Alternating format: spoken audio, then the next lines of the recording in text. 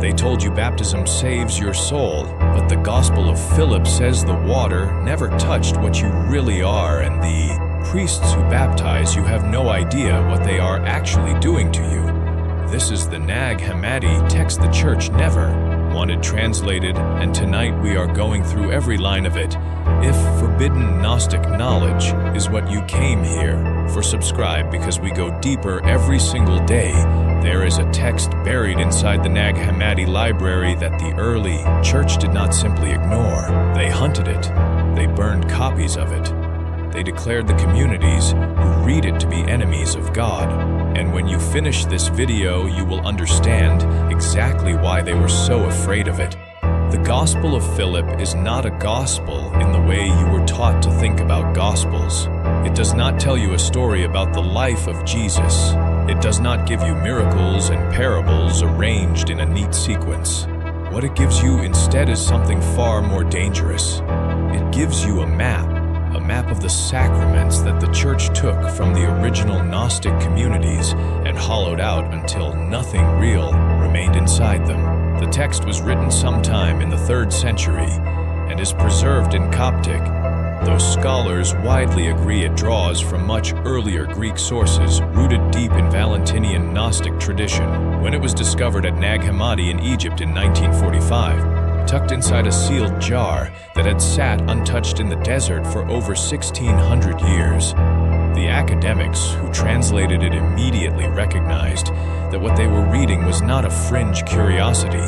It was a direct theological challenge to everything the Orthodox Church had built its power upon. And the central target of that challenge was baptism.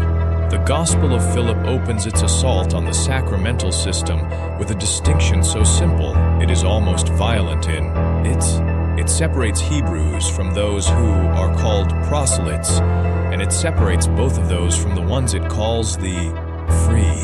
But the deeper cut comes when it begins to talk about what names actually do to the people who carry them. Philip writes that the names which are given to worldly things contain a great deception, because they turn the heart away from what is real toward what merely appears to be real. And the first and greatest deception attached to a worldly name is the word baptism itself. To understand why Philip attacks baptism so directly, you have to understand what the Valentinian Gnostics believed about the material world.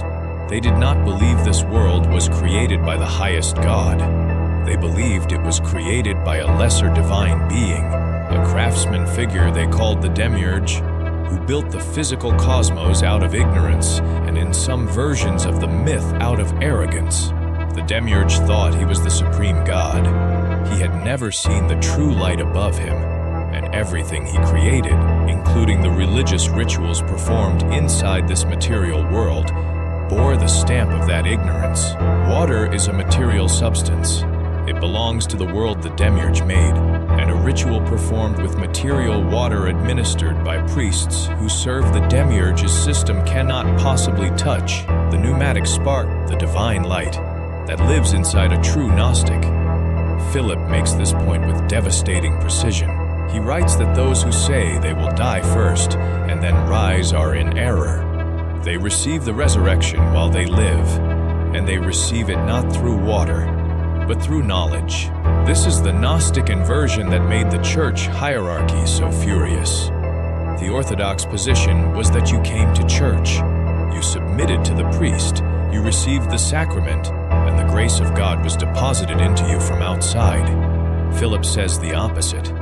He says the resurrection, the true spiritual rebirth, is something you receive while you are still alive, and it comes not from any external ritual, but from gnosis, from direct interior knowledge of your own divine origin.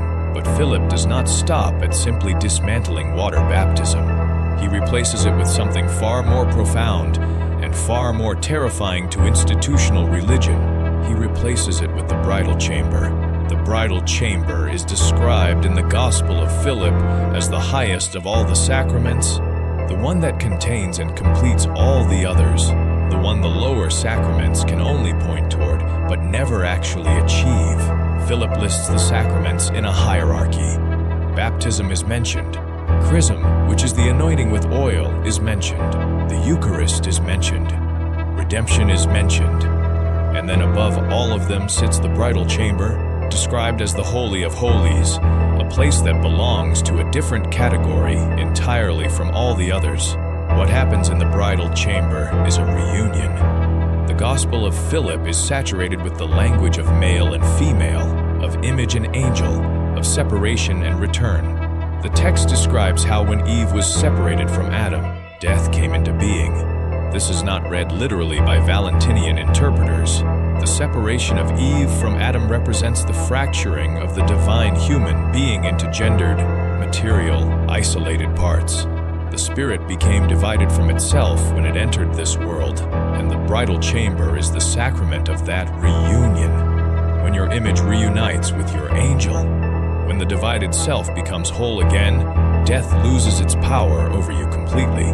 Philip writes that if anyone becomes a child of the bridal chamber, that person will receive the light. And he writes this with a ferocity that makes clear he does not mean symbolic light.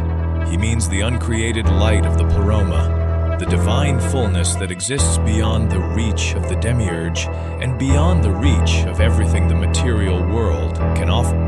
The Church could not accept this teaching because it made the Church itself irrelevant. If the highest sacrament is an interior reunion of the divine self that requires no priest, no water, no physical substance of any kind, then what exactly is the institution for? The Gospel of Philip also contains one of the most controversial lines in all of early Christian literature, and it concerns Mary Magdalene.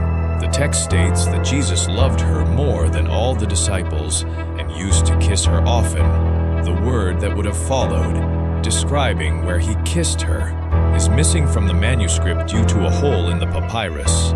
Scholars have debated this for decades, but within the Valentinian system, the kiss is not primarily a gesture of physical affection. Philip explicitly describes the kiss as a means of transmission. The perfect conceive through a kiss and give birth. The kiss is how gnosis passes from one person to another.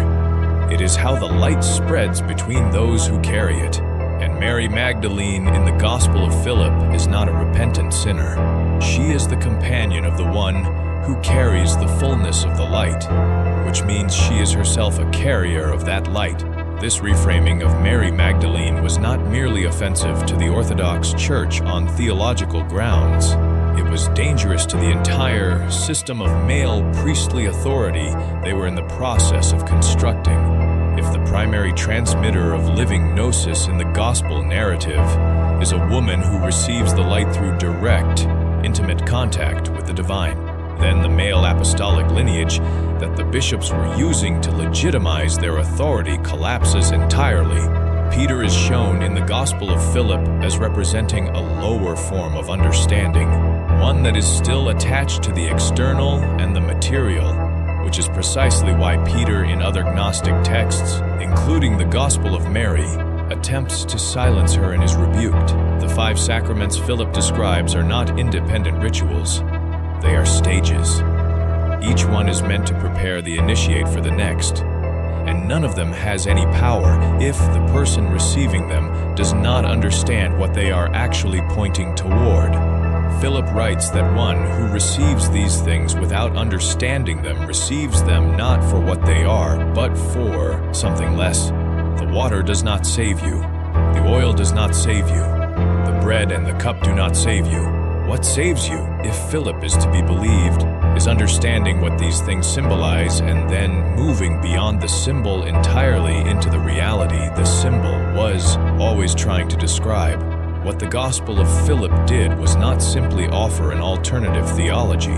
It exposed the mechanism by which religious authority operates. You take a living interior experience, you encase it in an external ritual, you place a human intermediary between the individual and the divine, and then you tell the individual that without the intermediary they cannot access what was theirs to begin with. Philip saw this clearly 1600 years before anyone had the language of power structures and institutional control to describe it. The bridal chamber cannot be administered by a priest because it is not a transaction. It is a recognition, and a recognition is something that happens inside you, or it does not happen at all. The Church did not burn these texts because they were heretical nonsense. They burned them because they were precise,